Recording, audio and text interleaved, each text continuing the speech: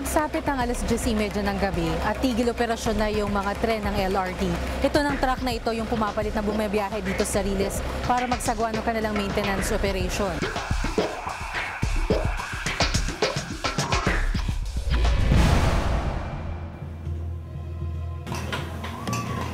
Kapuna-puna ang walang tigil na paggalaw ng buong katawan ni Nanay Letty. Pero everyday po yun. Sa katunayan, habang kinakapanayam ko siya, bigla na lang siyang lumikot. Okay lang po kayo or do you wanna rest or... Okay lang. Okay lang. Okay lang yung ganyan? Oo. Maliban sa Mayon Volcano, may bago raw dinadayo ngayon sa probinsya ng Albay, ang Kawa-Kawa Hills sa Ligao City. Mga naglalakihang rebulto ng Stations of the Cross ang makikita rito. Pagdating mo dito sa Kawa-Kawa Hills, ito kagad yung bubungad sa'yo, itong life-size na Last Supper. Yung sculpture nito, napakadetalyado. Gawa raw ito ng artist mula sa Santa Cruz, Laguna.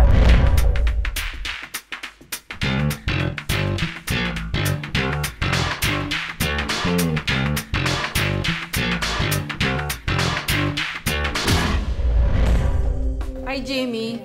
Alam mo, tong topic mo, very close to my heart. Kasi kasabayan ko ito eh. Ito yung unang-unang storyang ginawa ko nung nag-uumpisa pa lang akong bilang journalist, yung LRT. Kumusta na ba ito ngayon? Sa akin po nga pagbantay dito sa story na to ng LRT, nasaksihan ko na ito yung pinapipili pa rin ng karamihan sa ating mga kababayan na sakyan dahil bukod sa mura, efficiente pa rin ito. Wala pa rin pinagbago. At ayon sa pamunaan ng LRT, kamukha nun sa ating panayam sa kanila, kayang-kaya pa rin makipagsabayan ito sa international kahit na medyo may edad na itong mga LRT natin. Kung di ako nagkakamali, 26 years old na yung LRT na yan. At hindi pa nila pinapalitan pala, ha? Hindi pa rin po. Yung mga ilang karamihan dito sa Line 1, ito pa yung simulang-simula pa ng mga 1980s pa. Pero ngayon po, ito ipapakita ko sa inyo yung ticket na ginagamit. Okay. Ayan yung magnetic card. Yan yung ginagamit ngayon.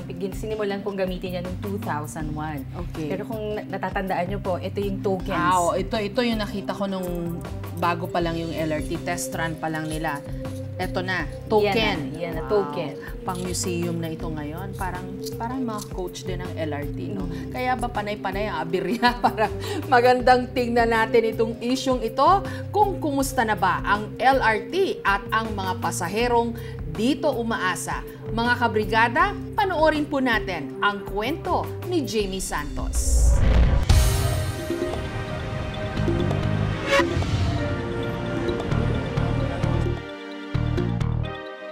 Hindi pa man nagbubukang ni Wayway, parang box office seat na sa takili ang haba ng pila sa Monumento Station ng LRT Line 1. Maya-maya lang, binuksan na ang istasyon. Unahan na ang mga pasahero. Dito ko nakilala si Sandy. Kahit parang sardinas daw sa dami ng taong LRT, mas gusto pa rin daw niya ritong sumakay papasok ng opisina. Kasi para sa akin, nakukwenta ko yung oras ko, mas mabilis talaga di hamak kaysa mag-jeep o mag-bus ako. Kahit mag-taxi ka pa, mauuna ka pa rin sa LRT. Iwas traffic na rin. Oo, may iwas sa traffic. Mahigit 2 dekada na raw suki ng LRT si Sandy. Wala naman ako iba. Yung token. Yung token na parang... piso. Malaki doon sa 10 piso. Yan ang dati namin ginagamit. Tapos, bumibili ako na ng pang isang linggo.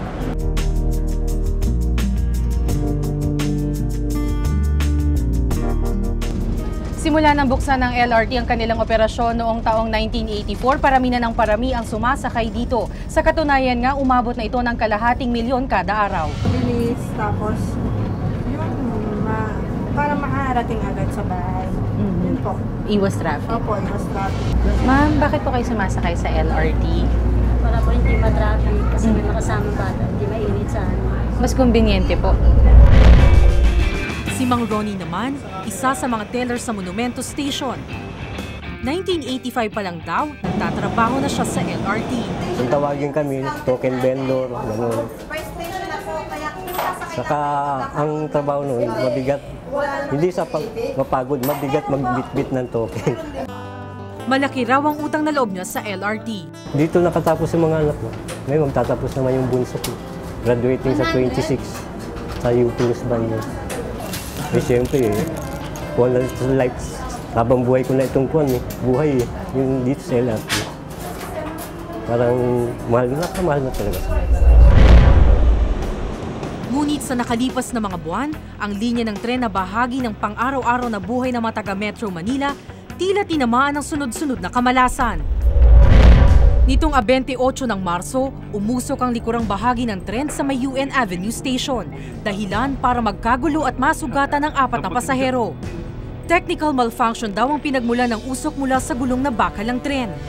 Technical malfunction naman daw sa riles ang dahilan kung bakit nagsalpukan ng 2 tren sa Roosevelt Station nito lamang Pebrero. Mabuti na lang at walang sakay na pasahero ang mga tren ng mga oras na iyon. At nito lamang Biyernes, 6 na minutong nagbukas-sara ang depektibong pinto ng isang tren sa Blumentritt Station, dahilan para maantala ang biyahe nito. Ano nga ba ang tila sumpang kumapit sa LRT? Ang tanong tuloy ng sambayanan, ligtas pa bang sumakay rito?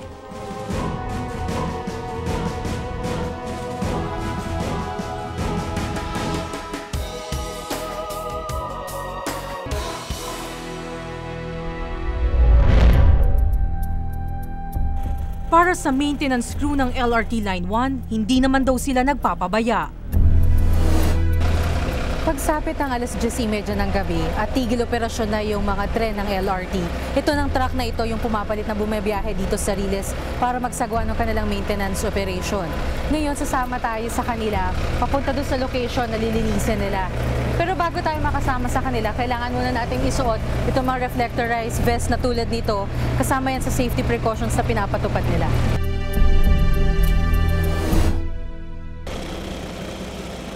Matyaga raw nilang sinusuri ang tamang sukat ng mga riles at binabarena ang mga batong nakapaligid dito. Maari raw kasing maging sanhi ng aberya kung mali ang pagkakaposisyon sa riles. Nakakuha pa namin yung tamang sukat niya Kung hindi pa siya delikado, nasa tamang sukat pa siya Nakakuha pa natin. Meron ng critical pero napalitan natin. Nagpalitan tayo itong January hanggang March. Napalitan natin itong track 1. Yung mga critical na yun, nakuha natin hanggang kurbada. Kaya wala na halos tayong naging problema ngayon dahil napalitan natin yung mga critical natin.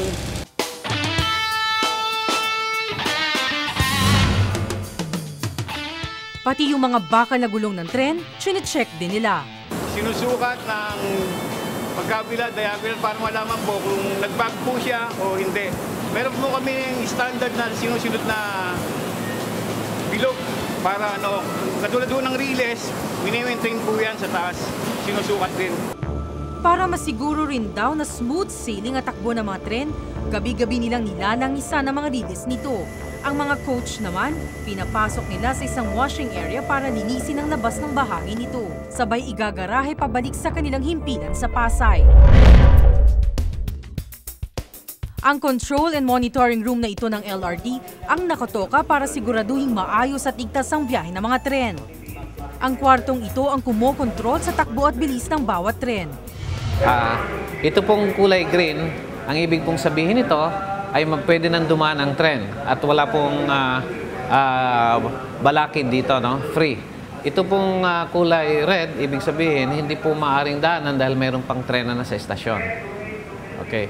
Ito po ang Monumento Station, ito po ay riles kung saan maaari nang dumaan ang tren dahil wala pong naka-occupy na train dito. Kung tatanungin ng mga empleyado ng LRT, wala raw nagpapabaya sa kanilang tungkulin na panatilihing ligtas ang bawat biyahe sa LRT. Ang tingin tuloy ng iba, baka raw mismong mga tren ang may problema. May 3 klase ng tren ang kasalukuyang bumabiyahe ngayon sa LRT Line 1. Ang mga first generation train na nagmula sa Belgium. Habang ang mga second at ang pinakabagong third generation na train naman, galing ng Korea at Japan. Yun nga lang karamihan sa mga tren sa LRT Line 1, first generation trains pa na halos magta-30 taon nang bumabiyahe. Kahit na tumatakbo na yan ng mga 29 years dito sa atin, isa pa rin ito sa mahusay na train. Mga ganitong klaseng train, ginagamit pa rin sa ibang bansa katulad ng Belgium at ng United States. Ayon sa aming pananaliksik, batay sa pandaigdigang pamantayan ng Light Rail Transit System, 25 taon lamang daw dapat gamitin ang isang tren dahil maaari ngang maglukon na ito. Meron tayong tinatawag na rehabilitation projects, Nakadalawang beses na tayo doon, yung rehabilitation 1 at saka yung Rehabilitation 2. Kasama na roon yung paglalagay ng air conditioning units sa mga train at yung pagpapalit ba ng mga parts na systemic replacement ng mga parts na tingin ng ating engineering department ay kailangan palitan na sa oras. So itong basically may mga electrical tayo rito, may mga electrical component which is yan pa rin ang existing niya.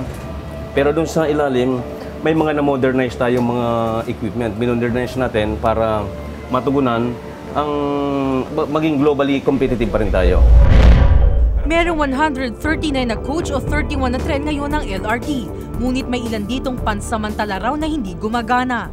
Yung mga trains na hindi nagpa-function sa ngayon, nasa depot natin, ang malaking kadahilanan dyan ay kulang ng spare parts. Kahit patuloy yung paghanap natin ng mga spare parts. May ilang tren din ang nakatambak sa himpilan ng LRT sa Pasay. Ang iba, naghihintay ng bagong pyesa. Habang ang iba naman, tila wala na raw talagang pag-asa. Katulad na lang ng tren na ito na pinasabog ng mga terorista noong Rizal Day bombing, mahigit isang dekada na ang nakararaan. Samantala, inilatag din sa amin ng pamunuan ng LRT ang kanilang pinakabagong proyekto, ang Cavite Extension Project. Ito ay may 11.7 kilometer distance pagmula dito sa existing Line 1 hanggang sa New Bacoor, Cavite. Ito po ay may 10 station na tinatawag na 6 ang elevated, 2 yung upgrade na station. Dahil po sa Cavite po ngayon ay nalalaman din natin na congested na yung daan, lalong-lalo na po sa Aguinaldo Highway. Ang nakikitang solusyon ng pamunuan ng LRT para magtuloy-tuloy ang kanilang modernization project at para lalo raw gumanda ang kanilang serbisyo, ang pagtataas ng pasahe sa LRT. Ang kasalukuyang pamasahe na 15 pesos mula Monumento hanggang Baclaran, kung maaaprobahan ito, magiging 30 pesos na raw base sa kanilang proposal. Yung fare hike kasi nakikita natin na unang-una kailangan din naman ng authority yung additional revenues para mailagay din sa ating mga maintenance program na hindi tayo kailangan patuloy na humihingi ng subsidy sa ating government. Ang grupong Riles nangunguna sa pagkontra sa panukalang pagtataas ng pamasahe sa LRT. Walang rason para mag-fare hike, walang rason para isa pribado dahil nagbabayad ang gobyerno ng mamayan ng buwis, so therefore kailangan ibalik ito sa inyo ng serbisyo sa pamagitan ng transportasyon. Maliban dito, napipinturing isa pribado ang LRT-MRT lines. Sa katunayan, nito lamang nakaraang Huwebes, umabot na sa 24 na lokal at international na kumpanya ang formal na nagpahayag ng kanilang intensyon na sumali sa bidding para sa operation and management contract ng LRT-1 at MRT-3. Kaya yung privatization na yan, hindi dapat na magiging mag-prosper at hinihikayat natin ang gobyerno na sana mag-isip naman siya sa kapakanan ng mamayan. Huwag niyang pag-isipan lamang ang kapakanan ng malalaking negosyante na gustong kumontrol sa buong ekonomiya ng bansa natin. Sana lang sa bandang huli, hindi lang di umano'y pagpapaganda ng serbisyo ng LRT ang isaalang-alang, kundi ang mapangatawanan pa rin ng LRT ang taguri rito bilang tren ng masang Pilipino. Samantala, nito lamang nakaraang linggo, muli na namang nagbukas ang Roosevelt Station ng LRT. Matapos ang nangyaring banggaan sa dalawa nitong tren, 2 buwan na ang nakalilipas. Balik na naman sa normal ang operasyon nito. Hindi na lalayo sa kaugalian nating mga Pilipino na anuman ang danasing problema o aberya, sa huli, tuloy pa rin ang kanya-kanyang biyahe ng ating buhay. Patuloy kaming magbabantay sa mga isyu ng bayan. Ako po si Jamie Santos, kasama sa Iisang Brigada. So Jamie, lumang-luma na tong LRT. May maaasahan ba namang pagbabago ang mga pasahero? Meron pang rin maaasahan dahil tuloy-tuloy pa rin yung maintenance and operation ng LRT. Di ba sila bibili ng mga bagong tren para hindi na magka-aberya, di ba? May plano rin, may plano. Iyan yung mga susunod na proyekto at gagawin ng LRT. Gayunman, maraming salamat Jamie sa iyong storya. Mga kabrigada, marami pa po tayong mga issue at mga istoryang babantayan sa aming pagbabalik. Hi Steve, ang saya nitong storya mo tungkol sa mga pwedeng pasyalan o puntahan para magnilay-nila ngayong Semana Santa? Actually, ma'am, iba-iba na kasi yung interpretasyon ng mga Katoliko, tayo mga Pilipino, kaugnay dun sa paano natin gugunitain itong Semana Santa. Merong mga pipiliin na pumunta sa beach, merong pupunta sa mga resorts, meron din naman pupunta sa retreat houses, pero meron din ng mga pinipili na magpunta dun sa mga lugar kung saan pinapakita talaga kung gaano katindi yung debosyon nating mga Pilipino. Ako, yan yung classic dilemma taon-taon. Kung sa Holy Week ba, ikaw ay magre-reflect o magnilay-nilay o ikaw ba ay mag-enjoy. Pero siguro may mga lugar pa rin na pwede mong gawin both, no? Tama po kayo. Actually, meron tayong mga pinuntahan dyan, ma'am. Isa na po ito, yung Kawa-Kawa Hills sa Albay. Wow! Parang ginaya nila yung Last Supper, ha? Tama po kayo. At yung isa pang pinuntahan natin, yung Kutod sa Pampanga, kung saan yung pakuan sa cruise na gaganap. Controversial yan kasi binabawal na ng simbahan at hindi ini-encourage ng Department of Health. Pero parang mahirap pa rin maiwasan at dayuhin ito ng mga turista, di ba? Tama po kayo. Mga kabrigada, kayo po, ano ang balak nyo ngayong Semana Santa? Mag-enjoy o magbakasyon o magdarasal at magnilay-nilay? Panoorin po natin itong istoryang binantayan ni Steve Dailisan. Sa website na ito, inaalok ang iba't ibang tour packages sa Pilipinas. Pero ang pinakaumagaw dito ng aming atensyon, kasama sa kanilang festival packages, ang Good Friday Rituals, kung saan ang pinaka-highlight ng tour ang pagpunta sa Barangay Kutod sa Pampanga, kung saan tuwing Biyernes Santo, masasaksihan sa burol na ito ang pagpapapako sa krus ng ilang deboto.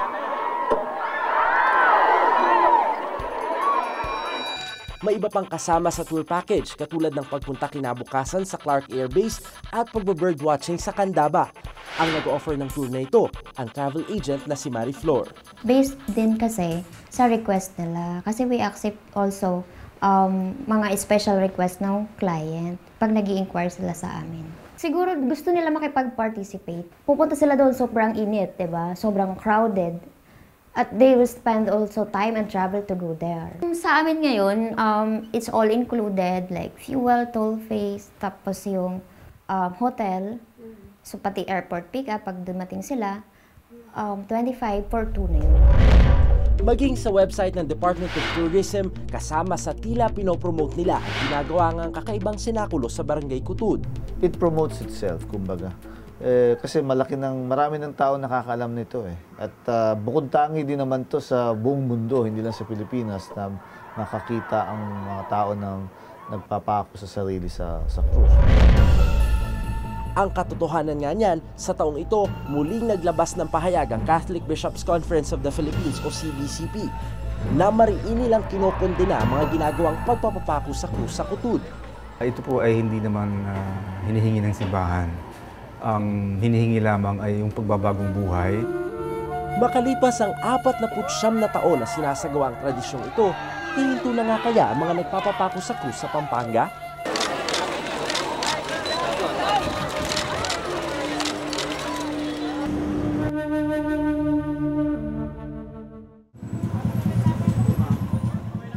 Para sagutin ang katanungang ito, isang linggo bago magmahal na araw, bumisita kami sa Barangay Kutod. Dito namin nakilala si Arnel, 15 taon nang nagpapapako sa krus. At kahit pa raw sinong Poncio Pilato, hindi raw mapipigilan ang gagawin niyang muling pagsasakripisyo sa darating na Biyernes Santo.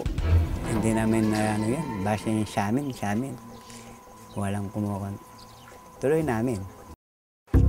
Ipinakita sa amin ni Arnel ang krus na bubuhatin niya. Matagal-tagal din. Pag hindi nalasawan to, pwede pang ganito. Ito, matagal na ginagamit namin ito. Ewan ko, ilang taon gagamitin pa ito. Maging ang mga pako. Ito pong pako ito, isang taon kung nakababad siya ng atawal. At ang gagamitin niyang tapis. Ito po yung ginagamit ko siya pong mahal na araw. Taon-taon po. Ito po, sinoshow ko na po ito. Ito po, ginagamit ko na po.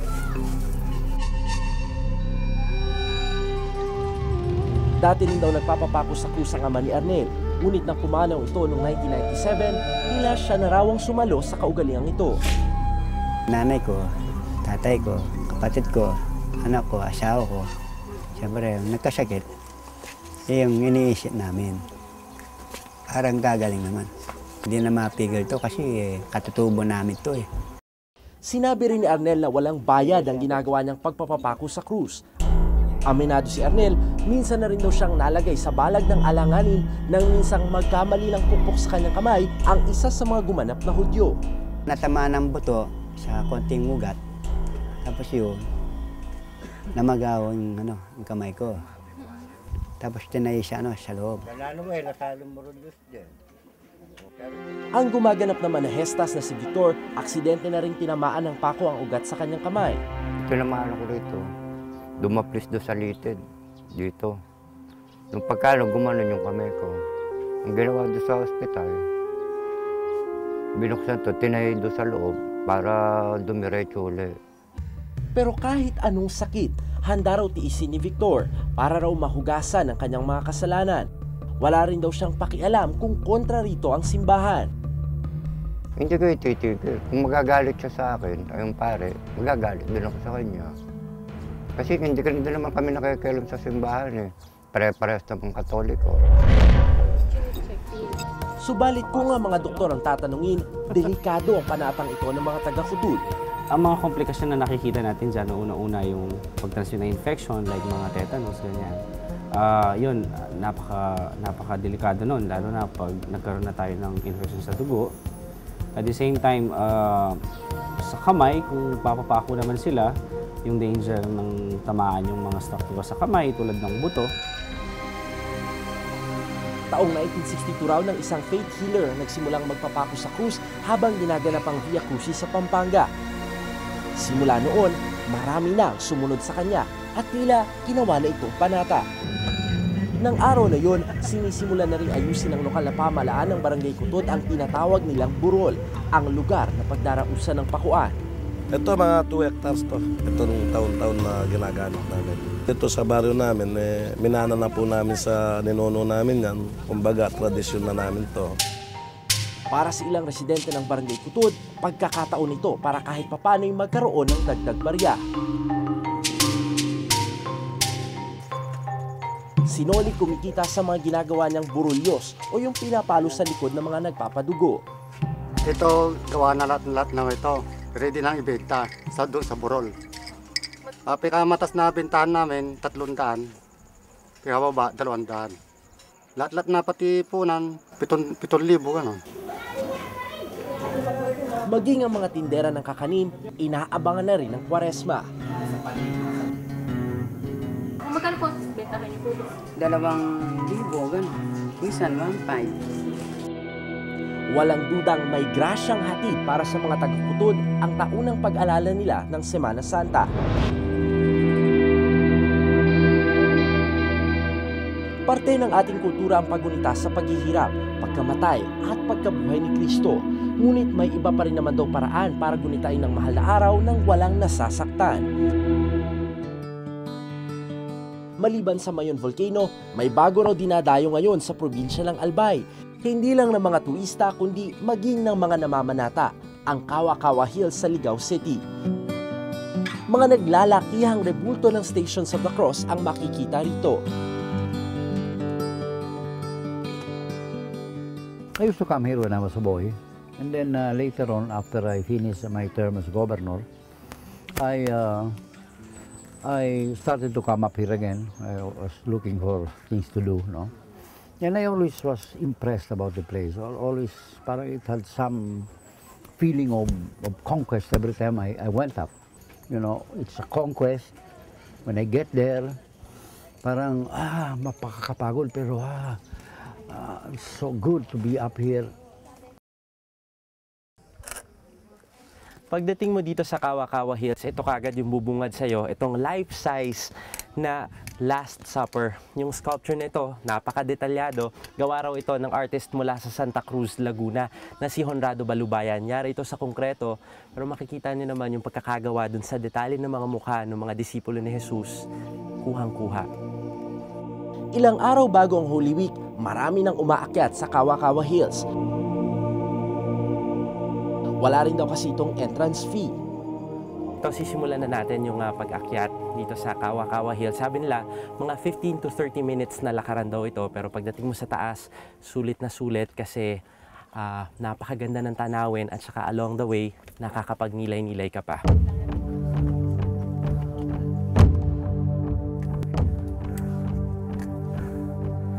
Sa bawat station, meron silang rest area. Kaya para dun sa mga agad hinihingal, sa mga napapagod, pwede silang magpahinga, uminom ng konting tubig, o di naman kaya bago nila ipagpatuloy yung kanilang paglalakad pa itaas.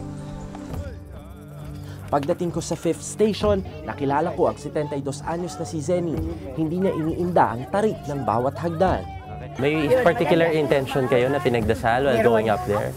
Ano Meron, because I am a cancer survivor. My only wish is to give me strength and so that my cancer will not recur. Matapos makapagpahinga, nagpatuloy kami sa paglalakad. Ito medyo patarik na ng patarik yung daan paakyat. Pero sabi nga nila, kahit na medyo mahirap, hihingalin ka. Wala pa to dun sa katiting na pinagdaanan na hirap na ni Kristo. Tayo naglalakad lang tayo dito siya nun. May pasan-pasan na krus, pinapalo pa sa likod.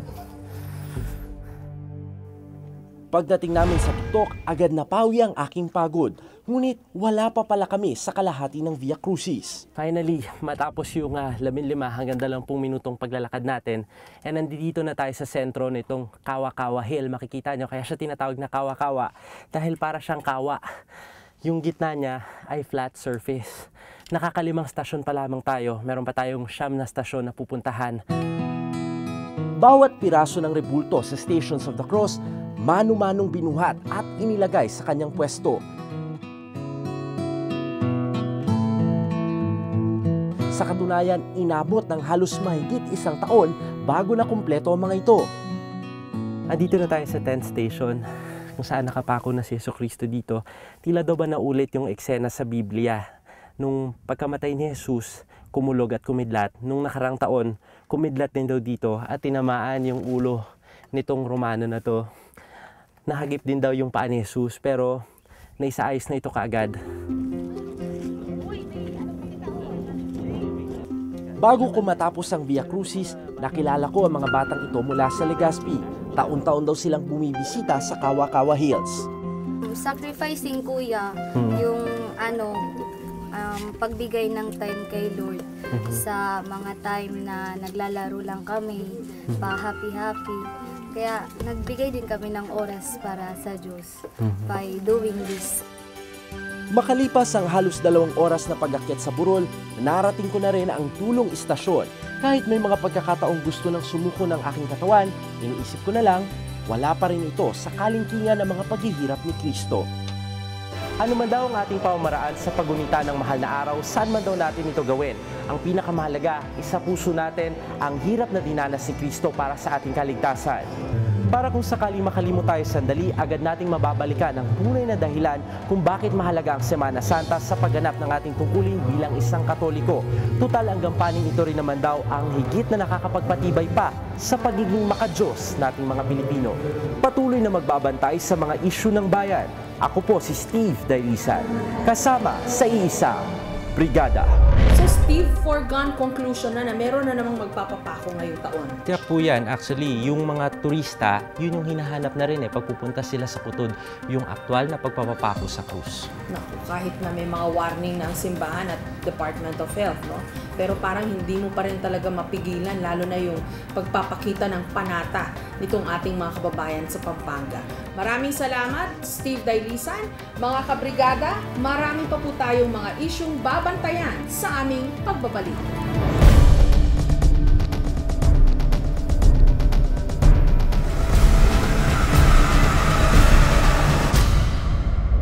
Hi Ruth, anong nadiskubre mo tungkol sa Parkinson's disease? Ma'am, alam niyo, naggulat ako kasi siguro misconception ko and yung common misconception na sa matatanda lang yung Parkinson's disease. Pero may nakilala kami na mid-30 siya nung nag-onset yung symptoms na ng Parkinson's. So parang nakakagulat na, ay, kahit pala bata, kahit ako sa edad ko na mid-30s, kahit pala bata, pwede ka talagang tamaan ng Parkinson's. Alam mo, isa itong Parkinson's disease sa mga napaka-misteryosong sakit Kasi hanggang ngayon yata, hindi nila alam kung ano ang nag-trigger o nagkukos nito. Tama, ma'am. Na-identify nila yung chemical sa brain pero hindi nila alam kung paano nangyayari, kung paano nagbe-breakdown yung chemical na yun. So, ongoing yung studies. Even the cure, ma'am, wala pa rin po. Sino yung mga case studies na hanap mo dito sa Pilipinas? Ma'am, yung nakwento ko sa inyo na nagulat kami na bata pa siya tinamaan ng Parkinson. Si Willie, may 3 na siyang anak. Pero nakita natin na naghihirap si Willie, nakikita mo yung tremors, yung manifestation ng sakit. Pero hindi lang pala siya yung nahihirapan. Yung buong pamilya niya, they have to deal with the disease. Tapos, ma'am, eto nga, yung anak niya na college, meron siyang project sa school. Pinakita niya dito yung kung paano nahirapan yung family. Ayan, my dad's sickness became something that brought the family closer. So, pinakita niya kung paano yung epekto talaga sa pamilya nila nung sakit na yon. Tapos, sinasabi nila na kahit na mas malungkot sila, may ganong sakit yung tatay niya, ayan yung family pictures nila. It brought them closer and made them stronger as a family. Mga kabrigada, panoorin ho natin itong storyang binantayan ni Ruth Cabal. Masayahin, palakwento,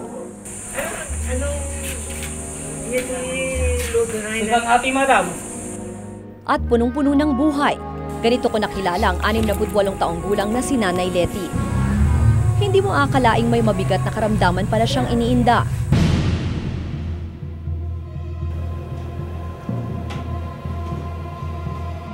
Kapuna-puna ang walang tigil na paggalaw ng buong katawan ni Nanay Letty. Pero everyday po yun. Sa katunayan, habang kinakapanayan ko siya, bigla na lang siyang lumikot. Okay lang po kayo or do you wanna rest or... Okay lang. Okay lang. Okay lang yung ganyan? Oo. Ordinaryong public school teacher lang daw noon si Nanay Letty. Hanggang isang araw, may napansin daw siyang kakaiba sa kanya. Yung observation ng mga kasama ko, pag naglalakad kasi kami pag uwi, nagdadrag daw ako ng kanang pa ako. Pero actually hindi ko naman napapansin na dinadrag ko yung pa ko. Buong akala ni Nanay Letty, pasmado lang siya. Ang hindi niya alam, yun na palang simula na mayayanig ang kanyang buhay.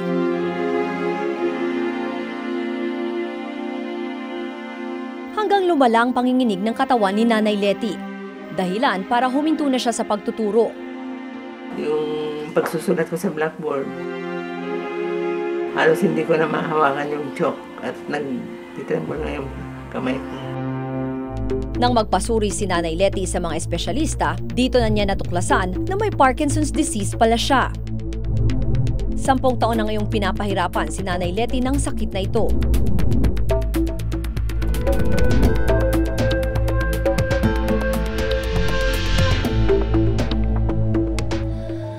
Isang sakit sa utak ang Parkinson's disease. Taong 1817 nang una itong ilarawan ng British doctor na si James Parkinson bilang shaking palsy o panginginig. Pinupuntirya nito ang nerve cells na siyang naglalabas ng dopamine, ang isa sa kemikal na nagpapadala ng senyales sa utak kung paanong gagalaw ang isang tao. Sa kaso ng taong may Parkinson's, kakaunti lang ang dopamine na inire-release ng kanyang utak kaya nawawalan siya ng kontrol sa pagkilos. Ang masaklap nito, hanggang ngayon, hindi pa matukoy ang sanhi ng Parkinson's at wala pa rin nadidiskubreng lunas para rito. Napansin kong hirap na magsalita at maglakad si Nanay Letty. Mahirap po ba yung may ganyang sakit? Mahirap. I cannot do what I want to do. Dati hindi ako nagtatricycle na pumunta sa bayan na mamalengke. Ngayon hindi na ako makapunta ng bayan. May maintenance na gamot naman daw si Nanay Letty, pero ang panginginig ng kanyang katawan, pinahuhupa lang nito ng 2 hanggang 3 oras. Yung gamot niyo talaga, ano po yung iniinom niyo? Is para sa yung involuntary movement. Para makontrol? Oo. Gano'ng kadalas po yun pag ang inom niyo? Na 4 times a day. Hindi rin daw bababa sa 500 piso ang nagagastos niya kada araw pambili ng gamot. Ang masama pa rito, kapag nalipas na ang epekto ng gamot, balik na naman sa panginginig ang kanyang buong katawan.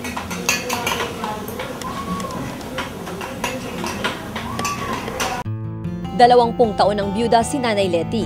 Tanging ang kaisa-isa niyang anak na si Lakshmi ang karamay niya ngayon sa buhay. Sa kanya ko rin po kinukuha yung lakas ng loob kasi pag nagsasabi po ako ng nafe-feel ko, ganon. Siya rin po yung nag-aano sa akin na lakasan mo yung loob mo. Kasi si mama po kasi iyak tuloy ako. na siya po talaga yung nagpapalakas ng loob. Kasi si mama ko po kasi malakas ang loob niya. Pag yung nagsasabi na po ako na yung, pag yung naiiyak na ako, gano'n, siya lang po yung nagbi-build up talaga sa akin na hindi pa katapusan ng mundo, yung po yung sinasabi niya sa akin. Ang Parkinson's disease walang pinipiling biktima. Maging mga sikat na personalidad gaya ni na Michael J. Fox at boxing legend na si Muhammad Ali, tinamaan din ito. Maging ang coach nga ni Manny Pacquiao na si Freddie Roach, mayroon ding Parkinson's, dahilan sa bahagyang pagkakautal nito. We're looking for we want to go by May, but hopefully it'll happen, but nothing's definite yet. Ayon sa Department of Health, tinatayang aabot sa mahigit 1 milyong Pilipino ang may Parkinson's disease. Pero sa kabila niyan, sa ngayon raw, hindi pa ito tinuturing ng DOH na isang public health issue. Kaya naman kapansin-pansin na tila hindi gaano nag-iingay ang DOH tungkol sa Parkinson's disease. Pero ayon sa DOH, nasa 300,000 pa lang daw ang nadadiagnose na may sakit nito. Sa mga programang meron ng Kagawaran ng Kalusugan, karaniwan meron kaming datos na pinagbabasehan. So kung magkakaroon tayo ng datos, baka sa hinaharap ay magkakaroon din tayo ng programa. Subalit yung mga prioridad sa ating bansa ay mga nakakahawang sakit pa rin.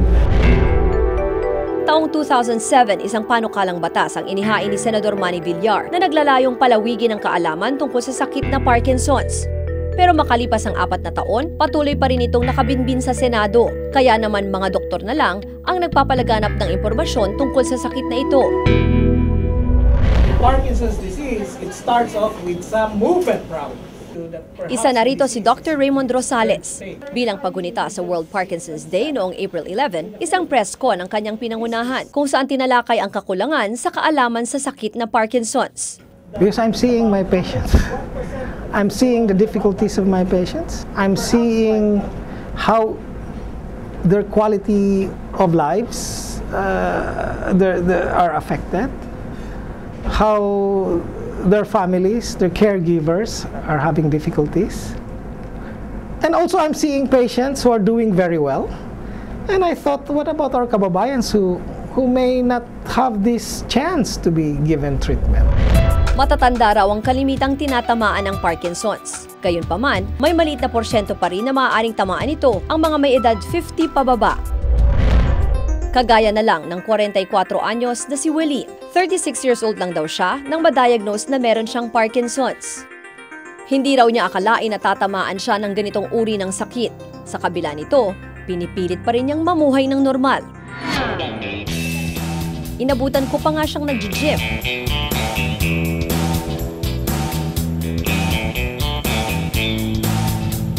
Bahagi raw ito ng kanyang therapy. It was recommended by my doctor na I should do more exercises because it could help with my disease. It keeps me on the move kasi pag usually pag naka-at-rest ako or nakaupo lang palagi, mas nahihirapan ako gumalaw eh. Humanga rin ako kay Willie nang malaman kong kaya pa rin niyang magmaneho sa kabila ng kanyang kondisyon. Kailangan manual talaga yung drive. Sa pag-automatic kasi yung kaliwa ko hindi ma-work eh, hindi magagalaw. So automatic ano? Oo. At least pagka manual, nag-work ko pa rin yung left part of the body ko pa. Pero like long drives, can you do long drives? Yeah, I still drive to Subic. Subic talaga. Yung nakabenta kami na malaki na Hitachi na mga. Maliban sa gamot at exercise, malaking tulong din daw sa mga may Parkinson's ang suporta ng kanilang pamilya. I try to live as normally as possible with my family. We still go out for outings, we still travel. I have to still make a living to feed the family kasi puro mga nag-aaral pa, so I still have to work.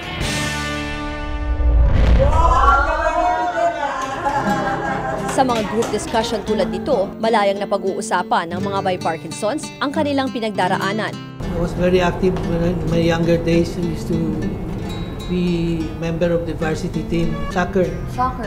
I'm a retired public school teacher. I used to teach the deaf. But I had to retire because after getting Parkinson's, I could not write anymore. And I used to teach children how to read and write. How can I teach them how to write if I cannot write? Maging ang kanilang pamilya, nakibahagi rin. How did your families help you cope or deal with the disease? There is strength in being with people who understand your experience. So that's why having this group is very valuable.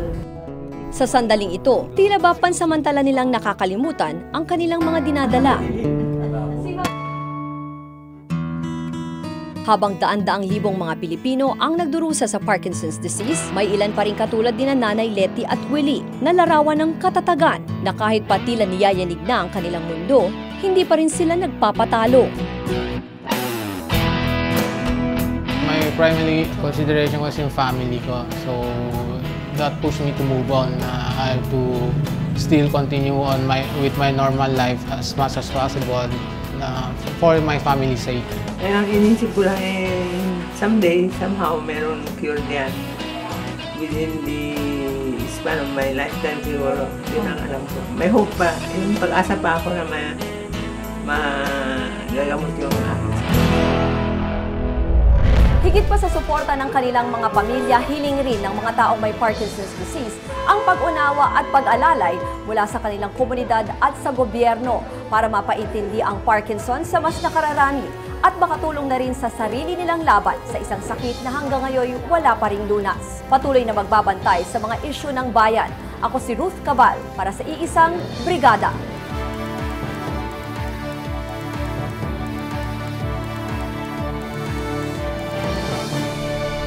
Paano na lang yung research tungkol sa mga sakit na ito? Ma'am, sa ngayon po ang nakita natin lang, yung usual na active sa ganyan, yung mismong sa medical profession, yung mga doctor, sila na lang din yung tumutulong dun sa mga pasyente hanggat kaya nila, tapos naghahanap sila ng sponsors. Ganun na lang muna yung nangyayari sa ngayon dahil yung government hindi pa talaga active. At siguro kanya-kanyang sakit, kanya-kanyang tayo na lang ng support group, no? Sila na lang na nagdadamayan.